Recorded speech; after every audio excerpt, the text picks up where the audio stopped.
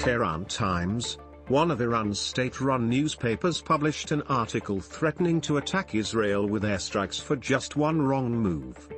The piece appears to have been written in response to an Israeli newspaper, referring to a prior Israeli airstrike on Syrian territory as a direct message to Iran. The Times published the piece as Israel ramps up its military forces to prepare for a potential strike at Iran, according to Israeli sources.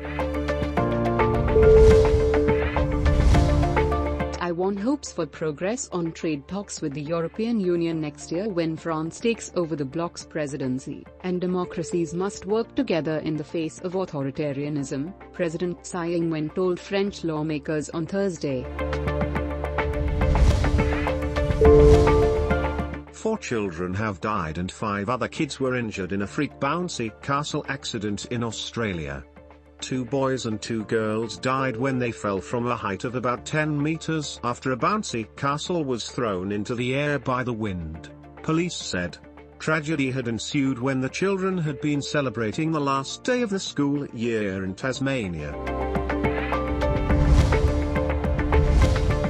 Compared to the earlier Delta variant, Omicron multiplies itself 70 times more quickly in tissues that line airway passages, which may facilitate person-to-person spread, research said.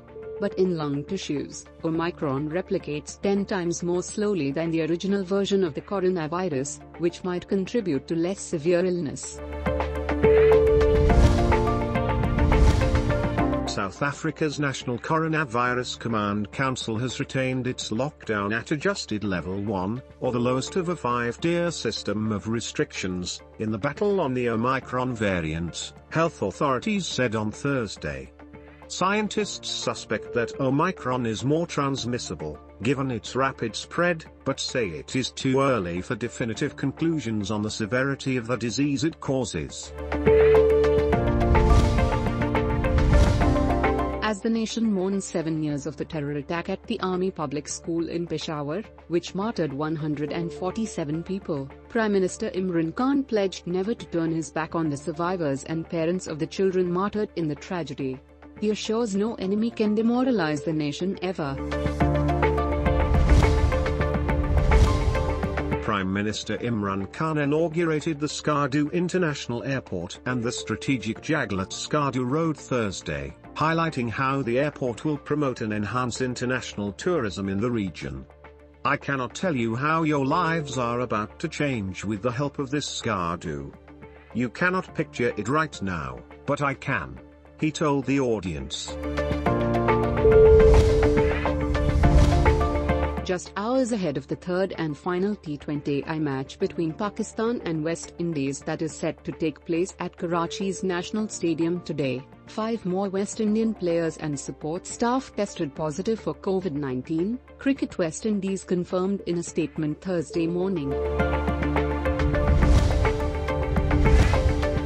The suspension of gas supply has made life difficult for the people across the country, who are finding it difficult to cook food and heat water for their daily use, especially in the harsh winter.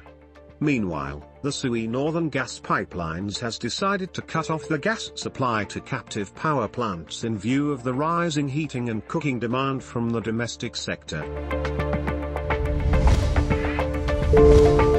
Pakistan's rising boxing star, ASIF has lifted the country's profile by clinching the Asian Boxing Federation title after defeating Ugandan fighter in Dubai. On the other hand, USMAN Wazir of Gilgit-Baltistan became the World Boxing Council Middle East champion. NASA's Mars rover Perseverance has identified what are probably the oldest rocks at its crater landing site. They are volcanic in origin, perhaps the product of some ancient lava flow.